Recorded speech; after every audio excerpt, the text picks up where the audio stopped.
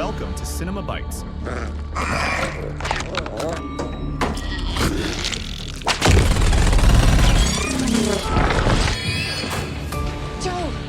Your go-to for movie recaps in a flash. Big twists, epic moments, all in just minutes. The series Alien Earth begins. In 2120, humanity has found 3 ways to become immortal: cybernetically enhanced humans, called cyborgs, artificially intelligent beings called synths, and synthetic beings with a downloaded human consciousness called hybrids. Which of these technologies prevails will decide which company rules the universe. The spaceship known as Magino has been on a mission for 65 years when the pods open so that the crew can take a break from cryosleep. Captain Dinsdale informs them that the comms are down and the log files are corrupted, but he blames it on a glitch. They're also burning too much fuel, so he wants them to shut down one of the systems. Mechanic Shemuel says they should get rid of the creatures that the scientists brought on board, but security cyborg Morrow reminds them that the specimens are the mission. Scientist Chibo feeds all the strange aliens that the ship is carrying. Some are small and kept in capsules, but others are bigger and more dangerous. Now that all systems have been checked, the crew can go back to sleep. On Earth, there's a research facility called Neverland that belongs to the Prodigy Corporation. Kirsch is teaching Marcy about scorpions, but they're interrupted by Dr. Sylvia, who announces that everything is ready. It turns out Marcy is terminally ill, so she's taken to the operating room to transfer her mind into a synthetic body. Company founder Cavalier explains that Marcy will be the first person to go from a human body into a synthetic one, so she'll become the first hybrid. Marcy is connected to the machine, and she revisits her childhood memories as her mind passes to the new body. Sometime later, Marcy is healthy and can do amazing things like jumping from huge heights. She also uses the name Wendy now. Since synthetic bodies can't grow, she's been given an adult body, but she still has a child's mind. Kirsch explains that fake bodies can't create the hormones that make human moods, so Wendy won't have them anymore. Sylvia shares that other children are arriving at the facility soon, and Prodigy needs her assistance with their transitions. Wendy chats with the kids and shows them how strong her new body is by letting them hang on her arms. One by one, all the kids receive new bodies and forget about their illnesses. The group gets nicknamed the Lost Boys. On the Magino, a mysterious creature runs through the ship, bringing chaos and destruction as the crew screams in horror, and the alarm echoes in every quarter. Morrow hides in the computer room and talks to the ship's AI, explaining that all the specimens are loose now. Suddenly, Zhao starts pounding on the door, asking for help. But instead of opening, Morrow transforms his arm into a blowtorch and seals the door shut. Soon, the creature finds Zhao and attacks her, while Morrow tells the AI that the whole crew is dead. In the corridor, Zeri tries her best to defend herself against the alien known as a xenomorph. However, the alien is too strong and quickly kills her. Then, the xenomorph starts pounding on the door and breaks the glass while Morrow explains to the AI that the ship will need to crash on Earth because containing the creatures is the priority. The alien is now pushing the door open, so Morrow opens a hatch on the floor and hides in the impact room, which automatically gets sealed. The xenomorph keeps pounding on it,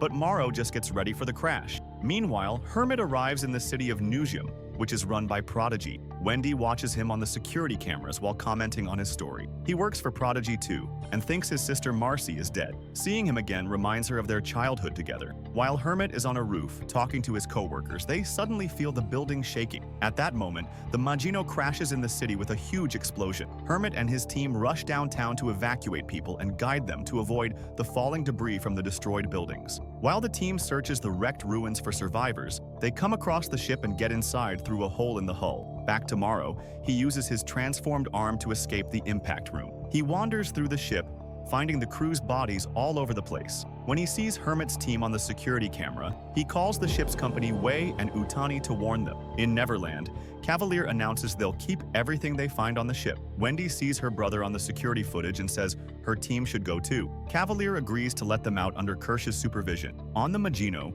2 members of Hermit's team search for survivors. As the soldiers find the bodies, a leech-like alien descends from the ceiling and crawls into their shirts. Suddenly, Morrow appears and takes them hostage. After making them drop their weapons, he handcuffs them both to the pipes while asking where to find Cavalier. After Morrow leaves, the bugs crawl to the men's heads and slowly drain their bodies to death. In the science sleep room, Hermit and 2 friends find the pods full of bodies. When they try to inform headquarters, the radios have too much static to talk. Hermit looks at the crew's terrible injuries and concludes that they've been dead for a week. they move to the next room without noticing the alien in one of the pods. In the med bay, they find even more bodies. Hermit realizes the crew breathed in toxins and that something escaped from a victim's esophagus. Afterward, the trio leaves the ship and continues to search the building, unaware that a xenomorph is following them. They take the stairs and discover that the next door is across a big hole. Rashidi jumps first and lands painfully. Siberian jumps next and the floor breaks, but Rashidi catches her just in time. Before Hermit can jump, he feels saliva drip onto his shoulder and looks up to find the xenomorph on the ceiling. Terrified, Hermit makes the jump, but the xenomorph attacks him midair, causing him to fall to the next floor. The xenomorph chases after him, so Hermit runs to the elevator to escape. As it descends, he uses the radio to call for help, but only hears static. A flashback reveals that the previous day, Hermit requested to terminate his contract because he wanted to go to med school. Unfortunately, his request was denied and he must work 7 more months. Wendy saw all this on the camera and hacked into the robot clerk, making it tell a joke. Everyone in the control room freaked out about her abilities, so Wendy had to reset the robot to normal. When Kirsch's team arrives at the crash site, Wendy keeps hearing a strange noise that nobody else hears. She hacks into the security cameras and sees her brother trapped in the elevator, so she rushes into the building. The noise grows stronger inside, and she senses something is nearby. Kirsch makes slightly follow her while he enters the building with the rest of the Lost Boys. Kirsch's team soon enters the ship and finds alien plants stuck to the ceiling. They also find drained bodies and watch the leech alien run away, full of blood. A cat, drinking blood from the floor, has an eyeball creature on its face, but the poor kitty dies when the eyeball alien jumps out. It tries to attack Nibs, but she blocks it with her hands and throws it onto the table, where they trap it in a tray. Kirsch connects the computer to his body and learns this was a research vessel. As Hermit wanders, he bumps into Bergerfeld, and they continue searching together. They knock on an apartment door and discover a costume party, but the host refuses to evacuate. At that moment, the xenomorph appears and quickly kills Bergerfeld, then shakes his body around. This accidentally fires Bergerfeld's gun, and the gunshots send the host running back inside in panic. The door is left open, and the xenomorph crashes the party, killing the guests after throwing Bergerfeld's body at Hermit. The room is now full of chopped bodies. Once there are no guests left, the xenomorph jumps off the balcony to try and kill Hermit too. But suddenly Morrow appears and stuns the creature with his electric gun. Then Morrow stuns Hermit too, before covering the xenomorph with a special cocoon to drag it away. When Morrow reaches the elevator, he's surrounded by Prodigy soldiers who try to arrest him. Their argument gives the xenomorph time to wake up and break through the cocoon, then kill them all. It prepares to kill Morrow too, but hears voices and runs away. In the corridor, Toodles watches the mysterious plant extend a vine close to his face, but it doesn't attack. Toodles walks past and rejoins the others. Kirsch is still looking at computer files and finds footage of a creepy egg patch, so he tells Wendy on the earpiece to go find them. He also reads that 5 undiscovered species are aboard. Cavalier contacts him and asks him to bring all living species they can find to Neverland. When Hermit wakes up, he looks around the expensive apartment and finds a signed baseball that reminds him of his childhood. At that moment, he's found by Wendy and Slightly, who convince him to come with them. The trio takes the elevator, unaware there's something in the shaft. As they walk down the corridor, Wendy tells Hermit her real identity. Hermit struggles to believe her and asks questions about their childhood to make her prove it. Wendy answers everything perfectly, and a crying Hermit hugs her. Then the trio finds the egg patch, and Wendy can hear the strange sound. An egg moves only when Hermit is near. The xenomorph suddenly bursts into the room and tackles Hermit through a hole, so Wendy rushes after them. Following the strange noise, Wendy finds Hermit in a shipping container and goes inside, ignoring his warnings about a trap. She quickly frees Hermit from a cocoon while the xenomorph peeks inside. It growls at them before walking away. The siblings hear the alien walking on top of the container, and Wendy waits for the right moment to stab the ceiling and hurt the creature. Its blood leaks through and burns a hole in the ceiling because it's acidic. Then the xenomorph pushes the container until it falls, and Hermit loses sight of Wendy. The creature grabs him and throws him out before crawling on top of him. It releases its inner jaw to kill him, only for Wendy to pull it away with a hook. She drags it toward the door, and Hermit closes it with a button, cutting off the alien's inner jaw. The furious xenomorph grabs Wendy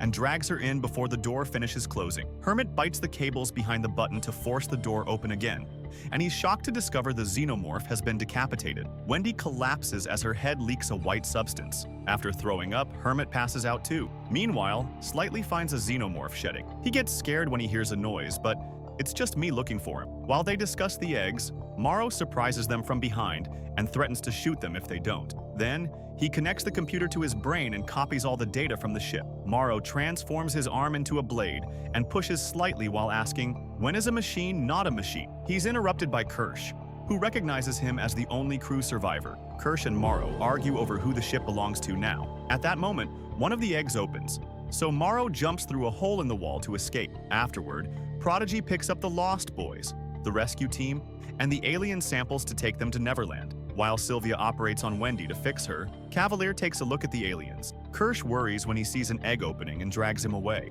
They realize the eggs only react when there's organic life in front of them. So Cavalier puts Kirsch in charge of the aliens and locks down the lab to only synthetics. Cavalier's right hand, Adam, interrogates the boys about what they saw, revealing that their eyes have cameras.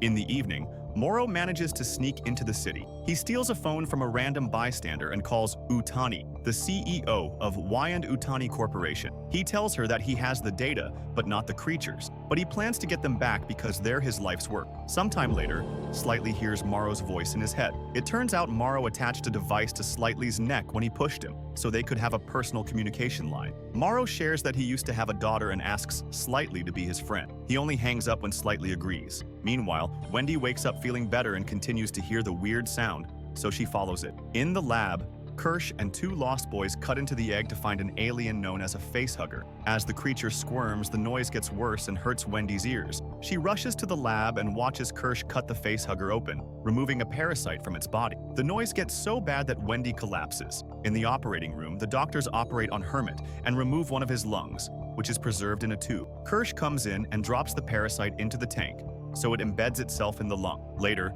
Hermit checks on Wendy and Cavalier teases him about his new lung. Wendy tells everyone that the noise comes from the aliens, and she believes they chose her to talk to her. They run some tests on her ears, and Cavalier asks her to recreate the alien sounds. Wendy does so perfectly, which creeps everyone out. Slightly goes on a hike so he can talk to Morrow in private. Morrow shares his full name to gain Slightly's trust and asks him to bring him an egg, claiming that's the moral thing to do. At the same time, Kirsch watches footage of Slightly and notices something on his neck. When Slightly comes back, he finds Kirsch waiting in his room. Kirsch reminds him that if anybody sees or hears anything, it's their obligation to report it. In the lab, the eye alien is put in a glass case with a sheep. It jumps on the sheep's head and quickly kills it by ripping out its eye before burrowing in its place. Kirsch notes the creature's high intelligence as it reanimates the corpse as a parasite. Lead technician Arthur takes his wife Sylvia to the woods so they can talk without cameras. Arthur disapproves of the alien's presence and admits a genuine worry that they killed 6 kids to create a hyper-advanced AI. An argument ensues until they're interrupted by Nibs, who says she's pregnant. Arthur explains it's impossible for a mechanical body, but she insists it's real. Sylvia takes Nibs to her office and tells her how babies are made. Nibs already knew this and reminds her about Jesus' case. When Sylvia tries to show her a diagram, Nibs aggressively kicks it down. Sylvia then tries to ask about what happened in the spaceship, and Nibs snaps as she jumps on top of her. A terrified Sylvia presses the silent alarm, and soon guards arrive to take Nibs back to her room. Sylvia tells the guards that they're in a level 3 event. Adam tries to get Hermit to talk about Wendy, and he refuses. When Adam reminds him that answering questions is in his contract, Hermit tries to quit, only for Adam to point out that this location is confidential. So if Hermit quits, he'll have to leave and not see his sister again. Also, if Hermit goes home, he'll be billed for the new lung. Hermit has no choice but to agree to stay. At the same time, Cavalier tells Wendy that he'll send Hermit home, so she agrees to help him with the xenomorph research in exchange for letting Hermit stay. When Slightly goes to the lab to get an egg, he bumps into Toodles, so he has to leave the plan for later. Kirsch logs onto a computer to spy on Slightly, revealing he can hear his conversations with Morrow. Slightly tries to tell Morrow that he wants out, only for Morrow to reveal he's at Slightly's home with his mother, who had thought her son was dead. Afraid that his family may get hurt, Slightly agrees to keep working for Morrow, who tells him to take a human to the lab so the facehugger can infect them. That way, Morrow can take the sample from that person. Later, Wendy goes to the lab and repeats the weird noises to try to communicate with the alien and Hermit's lung. Suddenly, a baby xenomorph bursts out of the lung and breaks through the glass to escape. Wendy continues to recreate the noises and manages to pet the baby while Kirsch watches her nearby. A flashback shows the crew of the Magino getting in their cryopods 17 days from Earth. Morrow is woken up by Clem, who reveals that there was a fire and 2 facehuggers escaped. One killed Captain Dinsdale, and the second attached itself to Bronchi. Morrow rushes to the infirmary and learns that Dinsdale died because some crew members killed the facehugger to remove it, and it bled acid right on the captain's face. Bronchi is still alive, so they agree to put him into cryosleep with the creature. Shemuel tells Morrow, the damage to their navigation is so bad that the ship has become more like a missile than a vessel under control. Morrow now is sure that there's a saboteur on the ship. After Bronchi is put to sleep, Morrow investigates the fire and finds a hole in the floor that goes through several levels. Make sure to subscribe and turn on notifications so you can watch more videos like this. Thanks for watching.